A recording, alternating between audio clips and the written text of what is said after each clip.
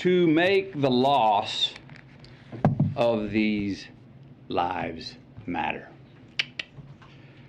My wife and I, Camilla, we spent most of last week on the ground with the families in Uvalde, Texas. We shared stories, tears, and memories. The common thread, independent of the anger and the confusion and the sadness, it was the same. How can these families continue to honor these deaths by keeping the dreams of these children and teachers alive? Again, how can the loss of these lives matter? So while we honor and acknowledge the victims, we need to recognize that this time it seems that something is different. There is a sense that perhaps there's a viable path forward.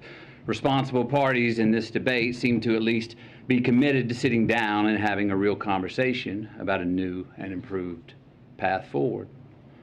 A path that can bring us closer together and make us safer as a country. A path that can actually get something done this time. Camilla and I came here to share my stories from my hometown of Uvalde. Came here to take meetings with elected officials on both sides of the aisle. We came here to speak to them, to speak with them, and to urge them to speak with each other. To remind and inspire them that the American people will continue to drive forward the mission of keeping our children safe, because it's more than our right to do so. It's our responsibility to do so. I'm here today in the hopes of applying what energy, reason, and passion that I have into trying to turn this moment into a reality. Because as I said, this moment is different. We are in a window of opportunity right now that we have not been in before. A window where it seems like real change can happen.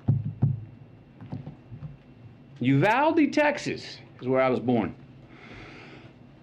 It's where my mom taught kindergarten less than a mile from Robb Elementary. Uvalde is where I learned to master a Daisy BB gun. That took 2 years before I graduated to a .410 shotgun. Uvalde is where I was taught to revere the power and the capability of the tool that we call a gun. Uvalde is where I learned responsible gun ownership.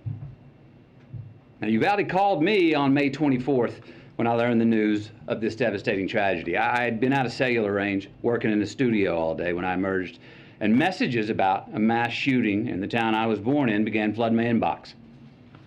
In a bit of shock, I drove home, hugged my children a bit tighter and longer than the night before, and then the reality of what had happened that day in the town I was born in set in.